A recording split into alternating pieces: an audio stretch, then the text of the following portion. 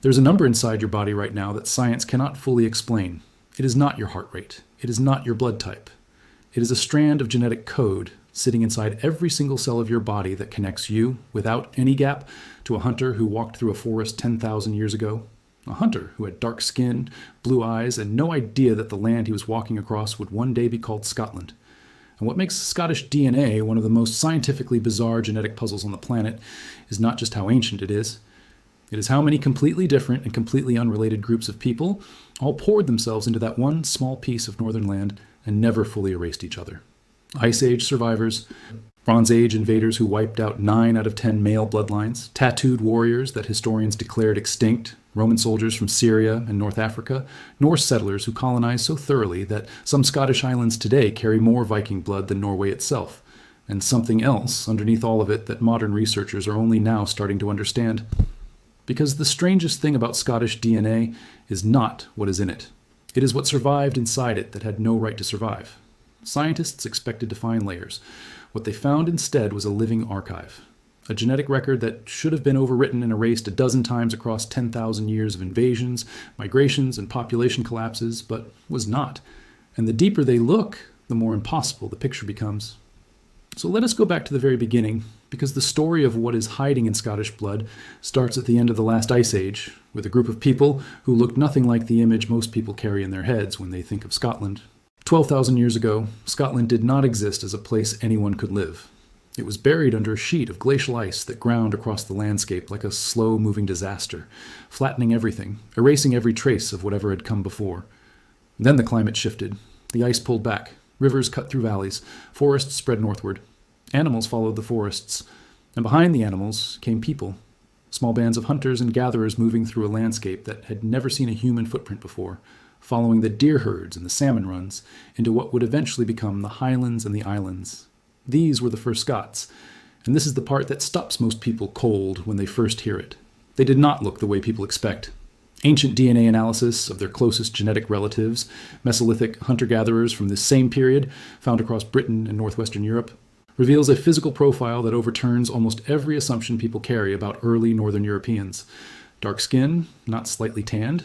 Dark, the kind of pigmentation that researchers at University College London and the Natural History Museum described as dark to black when they sequenced the genome of a 10,000-year-old skeleton found in Gough's Cave in England, known today as Cheddar Man. And alongside that dark skin, something that felt almost paradoxical to people who first heard about it: pale eyes, blue or green in most cases, a combination that almost nobody had predicted and that immediately forced a rethinking of how light skin developed in northern Europe. The old assumption had been simple. People moved into cold, low sunlight environments and quickly evolved lighter skin to absorb more vitamin D. That made intuitive sense, but the DNA said it had not happened that fast. The Mesolithic hunters who moved into Scotland and Britain after the Ice Age had been living in northern latitudes for thousands of years and still carried the dark skin markers. Their blue eyes were already there. Their pale skin was not yet. That came later with different people. And a 2025 analysis published by Peretti and colleagues confirmed that dark pigmentation was actually predominant across Europe until only around 3,000 years ago, far more recently than anyone had previously accepted. Which means the very first people to stand on Scottish soil and watch the sunset over the Hebrides would have been unrecognizable as Scottish, in any visual sense we use today. Their DNA, however, is still here. Not dominant, not the majority, but present.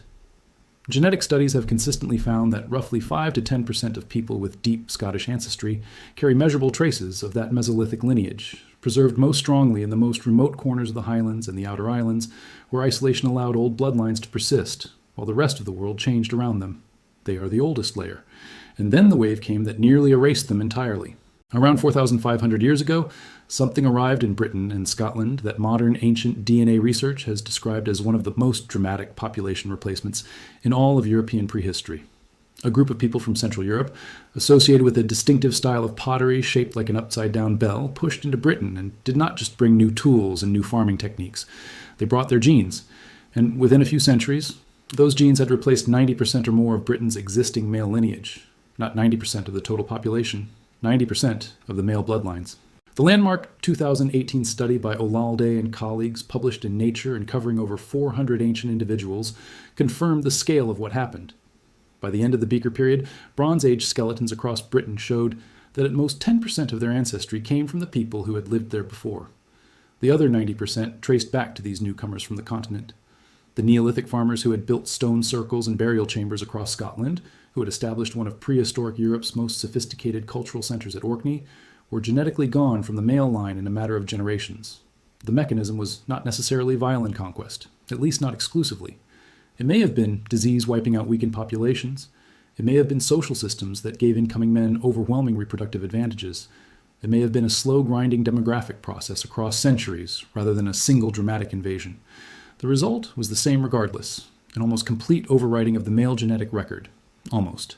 Because in the most isolated parts of Scotland, particularly in Orkney itself and in pockets of the Highlands, some evidence suggests that Neolithic male lineages persisted longer than they did elsewhere, clinging on for extra centuries in places where geography provided a buffer against the wave. The female lines showed more continuity throughout. Women carried ancient bloodlines forward even as the male record was being replaced. In this pattern, male lineages swept away and rebuilt, while female lineages preserve older layers, is one of the recurring signatures in Scottish DNA across thousands of years of history. The Bronze Age newcomers brought with them the genetic variants that would eventually produce the red hair that Scotland is now famous for across the world.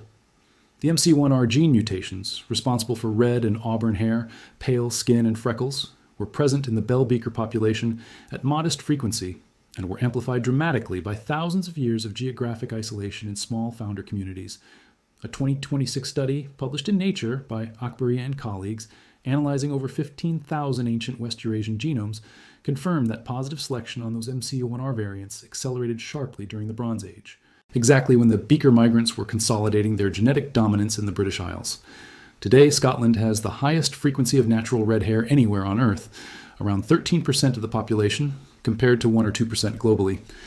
The rugged terrain that preserved ancient bloodlines also locked in genetic traits, medical quirks, and physical characteristics that now define how the world pictures a Scottish face. This is not coincidence. It is the compressed consequence of thousands of years of genetic drift in isolated communities on the northwestern edge of the world. Then came the people that historians spent centuries getting completely wrong. The Romans called them Picti, the painted ones. They carved symbols into standing stones that nobody has fully decoded to this day. They held back the Roman legions so effectively that 2 emperors built walls across Britain just to keep them out. And then, around the 9th and 10th centuries, the historical record stops mentioning them. For generations after that, scholars and historians treated them as a vanished people, an extinct culture swallowed by the expansion of Gaelic Scotland, leaving behind only their mysterious carved stones as evidence that they had ever existed. This was wrong, completely wrong, and ancient DNA proved it.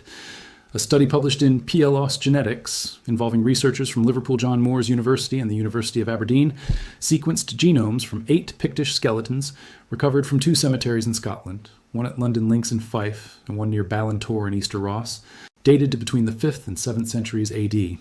When those genomes were compared against a database of over 8,000 published ancient and modern genomes, the result was unambiguous. The Picts were not immigrants from Thrace, Scythia, or any other exotic location that medieval historians had proposed. They were locals.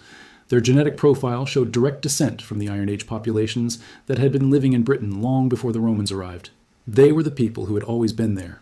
And when the researchers looked at where Pictish DNA showed up in modern populations, they found it in Western Scotland, in Wales, in Northern Ireland, and in Northumbria. The Picts did not disappear. They blended into the broader population of Britain and kept living under different names, speaking a different language, carrying their stone-carving ancestors inside them without knowing it. A specific genetic marker called R1b S530 has been identified as a possible Pictish signature, found most concentrated in Pictland, the ancient territory in northeastern Scotland, where Pictish symbols and place names cluster most densely. The people who carry that marker today are the unbroken biological continuation of the warriors who made Rome build a wall. They did not vanish. History just forgot to keep tracking them. While the Picts were holding the north, something else was happening in the south and along the coasts. Rome had marched into Britain in the 1st century AD and stationed tens of thousands of soldiers along its northern frontier. But those soldiers were not all Italian. The Roman army was one of the most ethnically diverse fighting forces the ancient world had ever assembled. Men, stationed at the wall and at the forts along Scotland's southern approaches, had been recruited from across the empire, from Spain, from North Africa, from Syria, from the Danube frontier. Some of them lived for decades on the edge of the Scottish Highlands. Some married local women. Some had children who grew up with one foot in the Roman world and one foot in the tribal world north of the wall. Genetic studies of populations in southern Scotland have identified faint but real traces of Mediterranean and Middle Eastern ancestry markers in specific family lines, not in large quantities, not enough to reshape the overall genetic picture, but present, verifiable, and old. A Roman soldier recruited from what is now Syria or Tunisia could have great-great-grandchildren whose descendants are still walking around in Scotland 1,500 years later.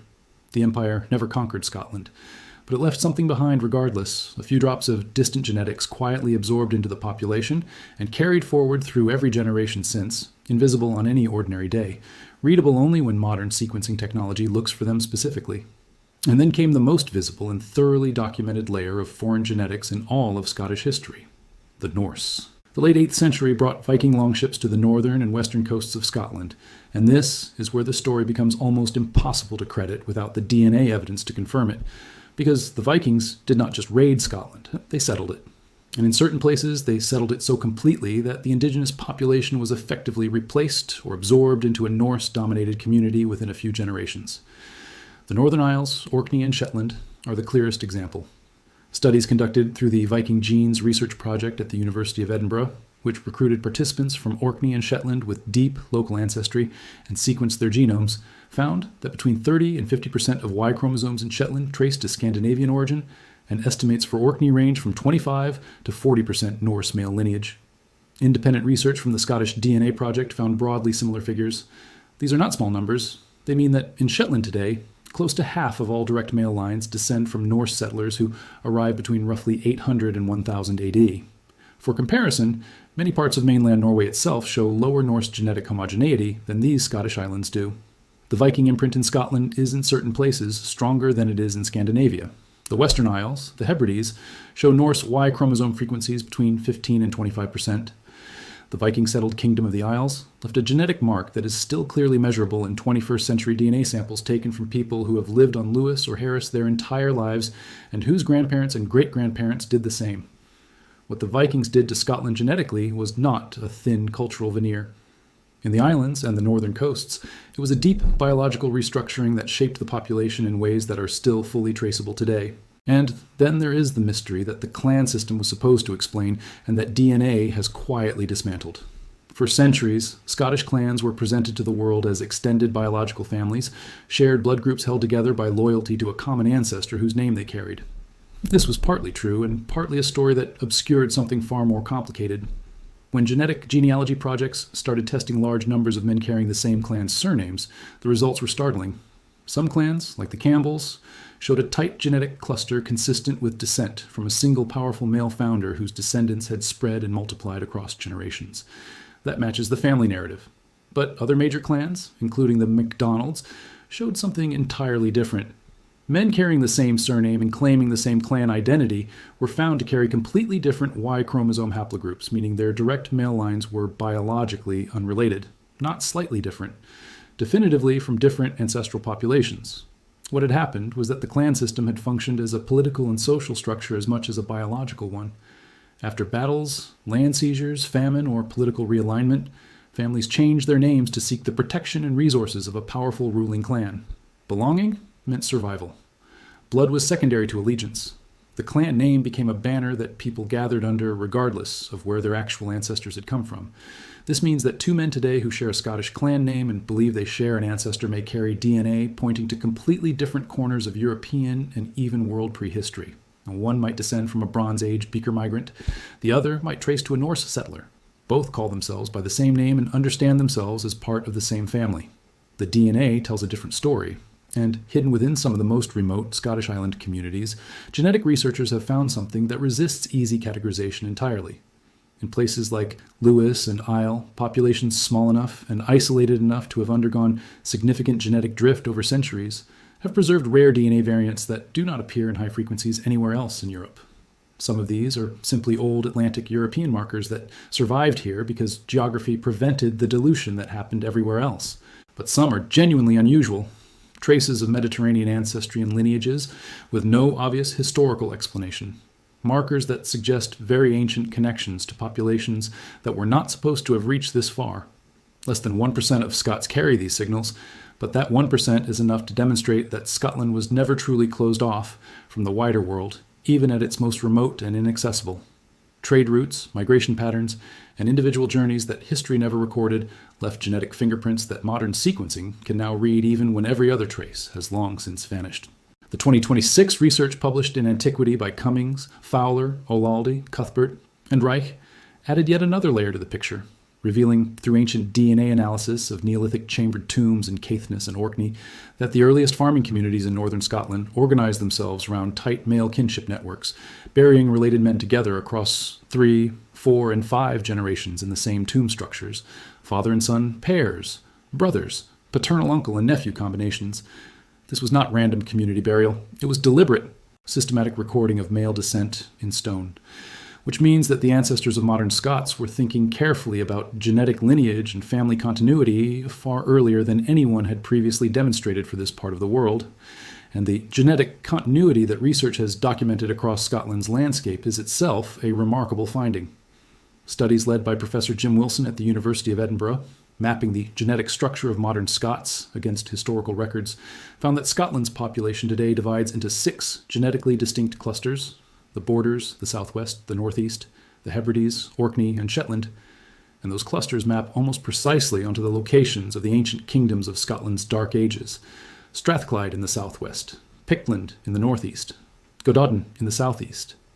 The people living in those regions today are, in many cases, the biological descendants of the people who lived there over 1,000 years ago. They moved very little. The kingdoms changed, the languages changed, the rulers changed, the people stayed. And what this means, when you sit with it fully, is that Scottish DNA is not just a record of who came to Scotland. It is a record of who survived there. Survival through ice ages and invasions. Survival through the near-total replacement of an entire sex's bloodlines in the Bronze Age. Survival through Roman occupation, Norse settlement, clan warfare, and the Highland clearances that eventually pushed millions of Scots onto ships bound for America, Canada, Australia, and New Zealand. Today, over 30 million people worldwide claim Scottish ancestry. Modern testing kits can pinpoint not just Scotland, but specific regions: Skye, Orkney, Argyll, because the regional genetic signatures are strong enough to survive the crossing of an ocean and multiple generations on another continent. Someone living in Texas or Nova Scotia might carry a pattern of DNA variants that points precisely back to a specific island chain off the northwest coast of Scotland, a chain their ancestors left 200 years ago, a chain whose genetic signature survived the entire journey intact. Scottish DNA did not just endure inside Scotland, it scattered across the world and kept its shape. That is the thing that researchers keep coming back to when they try to describe what makes it unusual. Not any single layer of the history, not the Ice Age hunters alone, nor the Bronze Age replacement, or the Pictish survival, or the Viking dominance of the Northern Islands. It is the combination. All of those waves hitting the same small piece of northern land, and none of them completely erasing what came before. An Ice Age lineage that should have been washed away 4,500 years ago is still measurable in Highland families today. A Pictish bloodline that historians confidently declared extinct is still detectable in modern people living in the northeast of Scotland. Roman-era Mediterranean genetics are sitting quietly in specific family lines in the south, faint but real. The ghost of a soldier who died on a frontier 1,500 years ago and left one child behind. Viking ancestry so dominant in the Northern Islands that it exceeds the Norse signal in many parts of Norway itself. And underneath all of it, the MC1R mutations producing that red hair, amplified by thousands of years of isolation on the edge of the world, until Scotland became the single place on Earth where that genetic trait reaches its highest frequency. The DNA is not a simple story. It is an argument between layers. An argument between every group that ever tried to define what it meant to be from this place, and the biological record that quietly kept count of all of them simultaneously. If you carry Scottish ancestry somewhere in your family line, you are carrying all of that. Not a piece of it, all of it at once, compressed into sequences of adenine and guanine and cytosine and thymine, written in a language older than any alphabet, preserved in a medium more durable than stone. What part of this genetic history surprises you the most? Drop it in the comments, because there's a good chance the answer is sitting inside you right now, and you never knew it was there.